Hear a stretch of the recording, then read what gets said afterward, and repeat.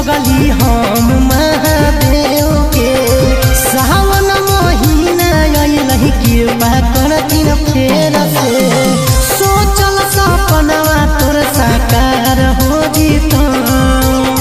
कर लेगे दर्शन बेड़ा पार हो जीता भोले बाबा से पगली प्यार हो जीता हाँ कर लेगे दर्शन बेड़ा पार हो जीता मोर महादेव से गे प्यार हो जीता।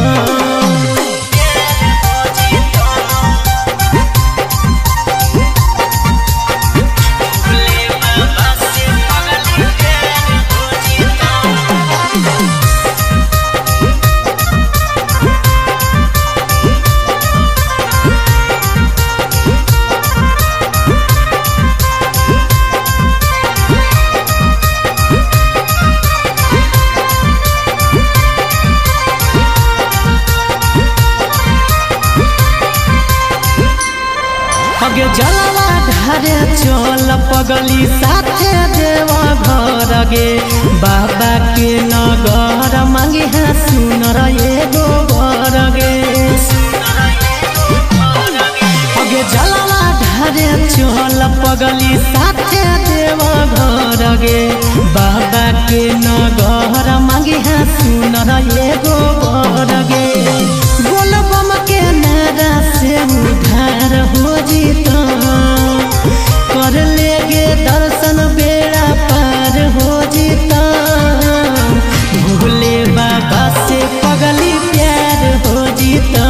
हाँ कर लेगे दर्शन बेड़ा पार हो जीता मोर महादेव से गे प्यार हो जीता।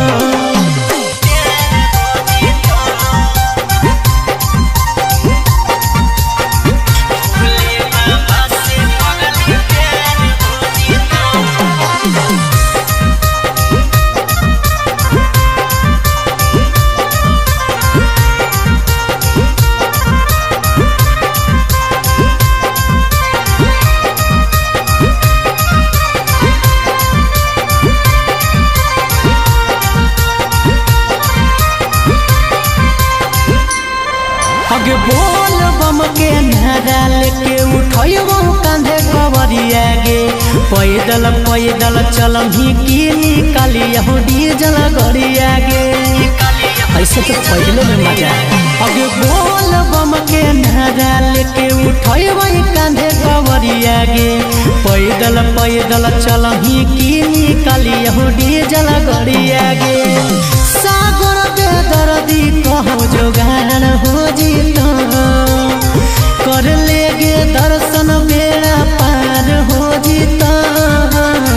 भोले बाबा से पगली प्यार हो जीता हाँ कर लेगे दर्शन बेड़ा पार हो जीता मोर महादेव